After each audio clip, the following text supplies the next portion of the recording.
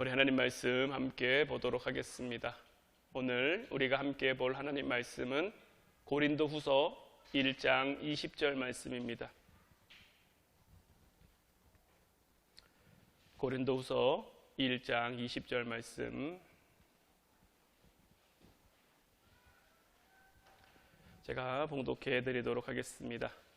하나님의 약속은 얼마든지 그리스도 안에서 예가 되니 그런즉 그로 말미암아 우리가 아멘하여 하나님께 영광을 돌리게 되느니라.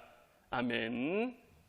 오늘 이 시간에는 말씀으로 기도하라는 제목 가지고 여러분들과 함께 은혜를 나누기를 원합니다. 혹시 여러분들 예수원이라고 들어보셨나요?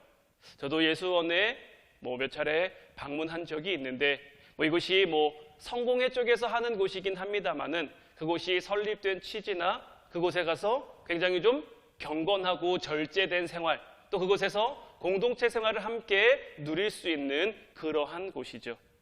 이 예수원이라는 곳을 대천덕이라는 신부님이 설립을 하셨는데 한 기자가 이 신부님을 인터뷰한 거죠. 어떻게 세상 가운데 그렇게 선한 영향력을 끼치며 살아갈 수 있습니까? 한 기자가 이렇게 질문하자 신부님이 이렇게 대답을 했어요. 의외로 너무 간단한 대답이었는데 매일 말씀을 묵상하고 매일 기도하기 때문에 나는 이처럼 살아갈 수 있습니다 라고 대답을 하더라는 거예요. 우리는 우리에게 허락된 인생을 살아가면서 결정해야 될 일들이 굉장히 많습니다.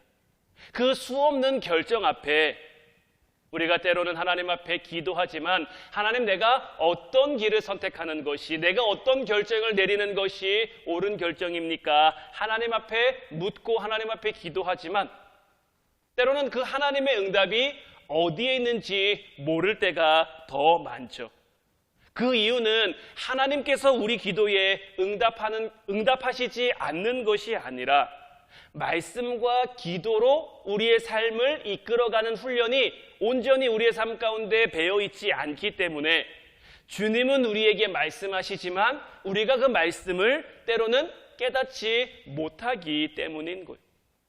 여러분들은 여러분들의 삶 가운데 정말 평생에 내가 붙드는 말씀이다 라고 고백할 만한 말씀이 있습니까? 저는 여러분들에게 늘 고백합니다마는 저는 이사야 41장 14절 말씀이 참 하나님이 저에게 주신 딱 이 말씀만 들으면 내가 여기구나, 내가 여기까지고 나는 요 정도구나 라는 것을 좀 단번에 깨달을 수 있는 버러지 같은 너 야곱아, 이 말씀이 저에게 주는 정말 강한 임팩트가 있단 말이에요. 내가 뭔가를 잘하고 있을 때도 이 말씀을 보면 그래, 내가 잘나서 내가 잘해서 이렇게 잘하는 게 아니지. 때로는 내가 부족하고 내가 참 정말 침체되어 있고 많이 낙심되어 있을 때도 이 말씀 보면 지금까지 내가 내 힘으로 산 것 아닌데, 나는 이 정도였는데 하나님이 나를 붙들어 주셔서 내가 여기까지 온 거 모르고 내가 실망하고 있구나, 내가 낙심하고 있구나. 그냥 제 삶에 제 모든 인생을 돌이켜 볼 수 있는 그 한마디, 그 한 말씀이 저에게는 이 이사야서 41장 14절 말씀이란 말이에요. 여러분들에게는 어떻습니까? 여러분들의 신앙생활이 느슨해지고 나태해질 때 그 말씀만 생각하면 다시 마음을 가다듬을 수 있는 그런 말씀. 너무 고통스럽고 아파서 휘청거릴 때 그 말씀만 다시 보면, 그 말씀만 내가 다시 붙들면 일어설 수 있는 그러한 말씀이 여러분들 가운데 있느냐라는 거죠.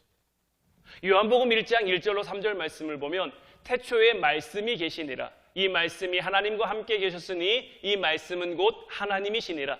그가 태초에 하나님과 함께 계셨고 만물이 그로 말미암아 지은 바 되었으니 지은 것이 하나도 그가 없이는 된 것이 없느니라.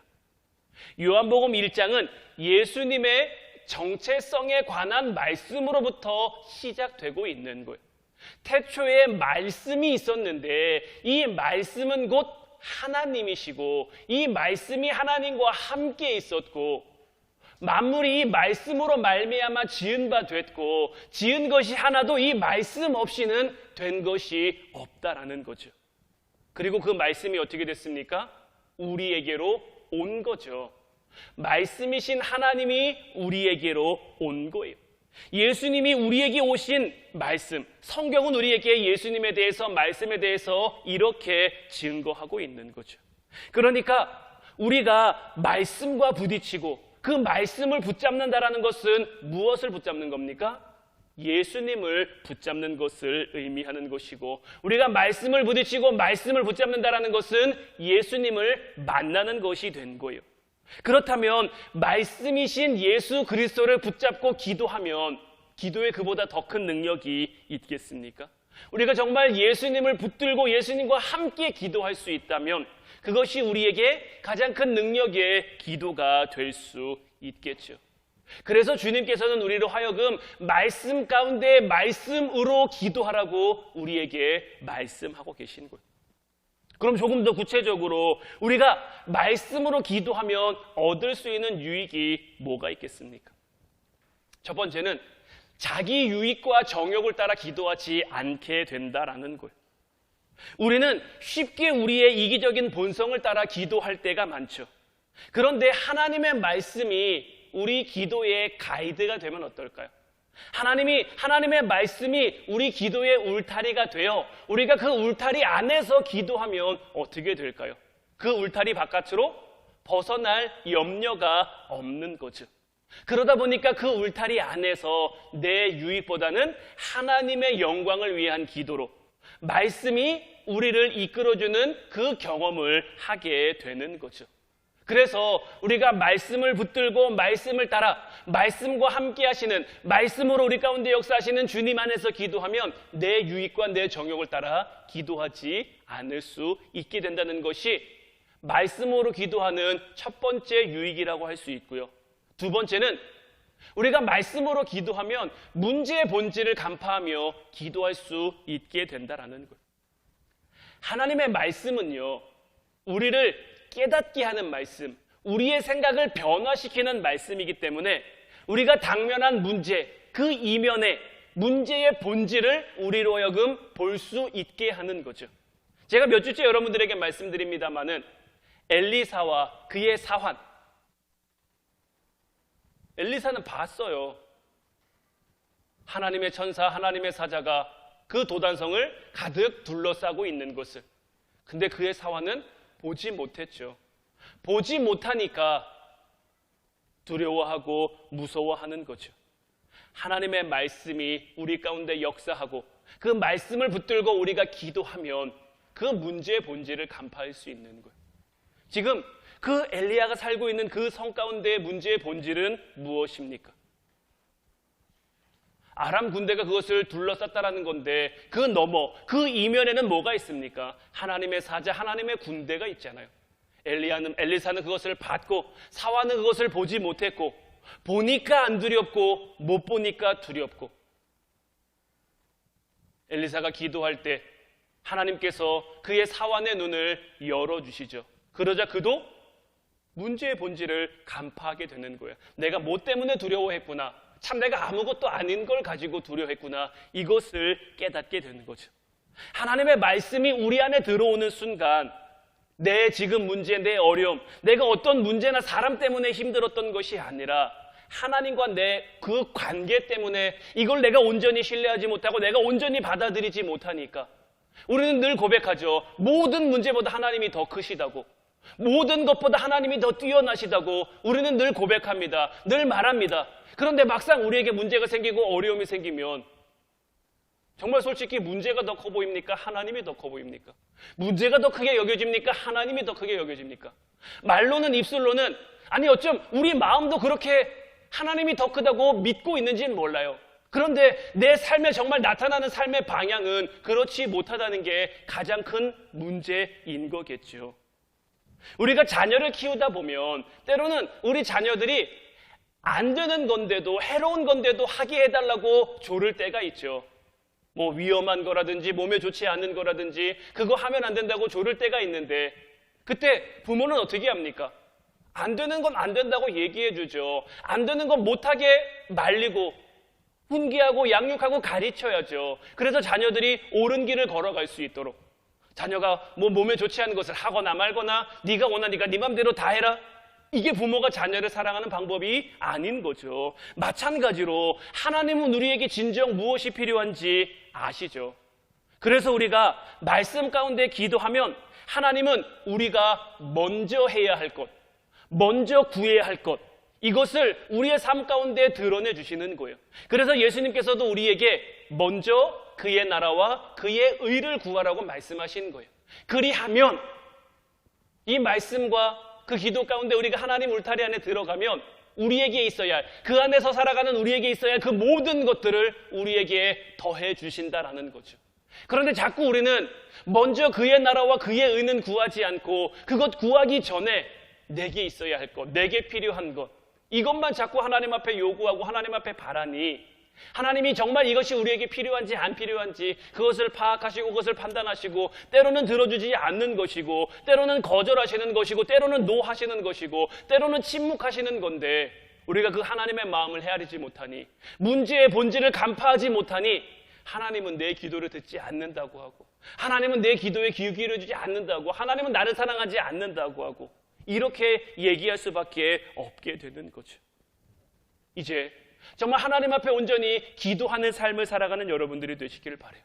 단순히 기도만 하는 삶이 아니라 정말 하나님 말씀 가운데 거하며 하나님의 말씀이 우리를 인도하는 그 가이드가 어디에 있는지 하나님의 말씀이 우리를 어디를 향해 이끌어가고 있는지 그것을 이해하고 깨닫는 여러분들이 되시기를 바라요. 요한복음 5장 25절 말씀을 보면 진실로 진실로 너희에게 이르노니 죽은 자들이 하나님의 아들의 음성을 들을 때가 오나니 곧 이때라 듣는 자는 살아나리라. 하나님 아들의 음성이 우리가 말씀을 보는 중에 그 말씀 붙들고 기도하는 중에 하나님 아들의 음성, 주님의 음성, 말씀을 통해 우리에게 말씀하시는 그 음성이 들리기 시작하면 그 말씀에 우리 마음이 붙들리기 시작하면 어떻게 됩니까? 우리의 영육이 살아나는 거예요. 우리 영육이 다시 소성케 되는 거예요. 다시 회복되고 다시 평안케 되고 다시 기쁨 가운데 감사함으로 우리의 삶을 살아갈 수 있게 되는 거예요. 늘 여러분들에게 말씀드리지만 우리의 상황은 여전히 힘들 수 있고 우리의 환경은 여전히 좋지 않을 수 있지만 그럼에도 불구하고 그리 아니하실지라도 감사하며 하나님 은혜를 고백하며 하나님께 영광 돌리며 살아갈 수 있는 그 살아남과 그 평안이 우리에게 허락되는 거죠. 그래서 오늘 본문 말씀 다시 보면 하나님의 약속은 얼마든지 그리스도 안에서 예가 되니 그런즉 그로 말미암아 우리가 아멘하여 하나님께 영광을 돌리게 되느니라. 말씀과 기도는 오늘 우리가 함께 본 이 본문 말씀이 그대로 이루어지는 거예요. 하나님의 약속 이미 다 이루어졌어요. 누구 때문에 이루어졌습니까? 우리를 위해 이 땅에 오신 예수 그리스도로 말미암아 이미 다 이루어진 거예요. 하나님의 말씀은 이미 예수 그리스도 안에서 다 예가 됐어요. 이미 예수님께서 성취하셨고 지금도 성취하고 계시고 앞으로도 아직 이루어지지 않은 아직 성취되지 않은 그 계시록의 말씀들까지도 다 반드시 이루어지게 될 거예요. 이 일에 우리 성도들은 아멘으로 화답하라는 거예요. 하나님이 우리에게 주신 말씀에 우리가 아멘으로 화답하고 그 말씀대로 살아가도록 기도 가운데 하나님 힘과 능력을 구하라는 거예요. 그러면 이 모든 것들이 우리가 아멘한 그 말씀이 하나님께 영광이 된다라는 거예요. 우리가 하나님께 영광 돌리며 이 땅 살아가기를 원하잖아요. 우리가 무엇으로 하나님께 영광 돌릴 수 있겠습니까? 우리가 가진 것 하나님 앞에 드려서?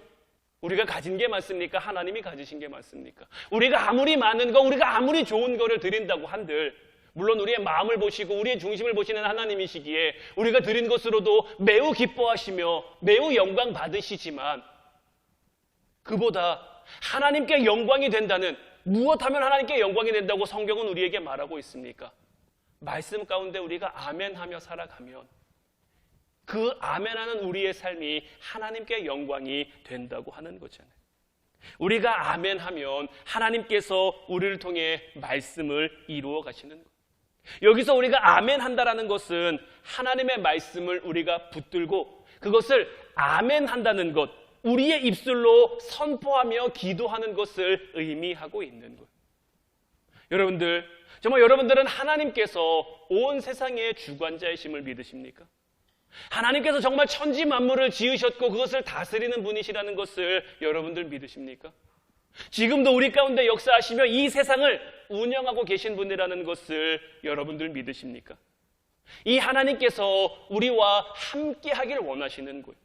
그런데 놀랍게도 이 왕이신 하나님께서는 이 세상을 통치하실 때 한 가지 특별한 절차를 두셨어요.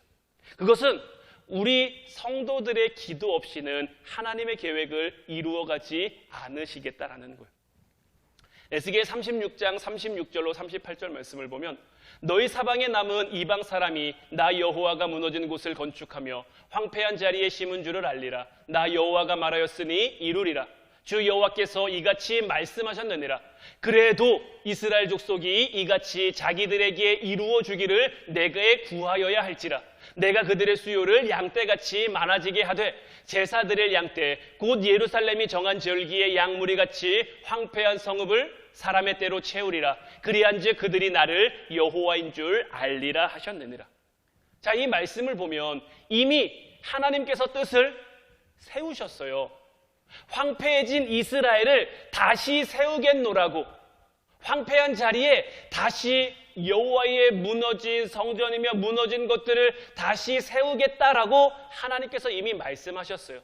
그러면서 또 뭐라고 말씀하십니까? 그래도 이스라엘 족속이 이같이 내가 계획한 것처럼 그들이 아멘하며 내게 구해야만, 내게 기도해야만 내가 그들의 수요를 양떼같이 많아지게 하며 황폐해진 성읍을 사람의 때로 채우겠다라는 거예요. 왜 하나님이 이렇게 하시겠다라는 겁니까? 그냥 주실 수도 있죠. 그냥 해주실 수도 있어요. 지금껏 하나님 그렇게 하셨거든요. 그런데 그렇게 했더니 이스라엘 백성들이 하나님의 하나님 되심을 자꾸 모르는 거죠. 하나님의 하나님 되심을 인정하지 않는 거죠.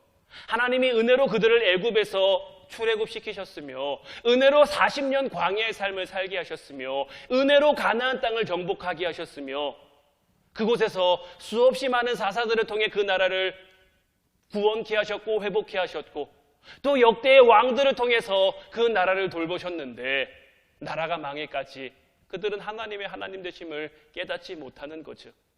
그러니까 하나님이 이제 무엇 하겠다고 말씀하시는 거예요?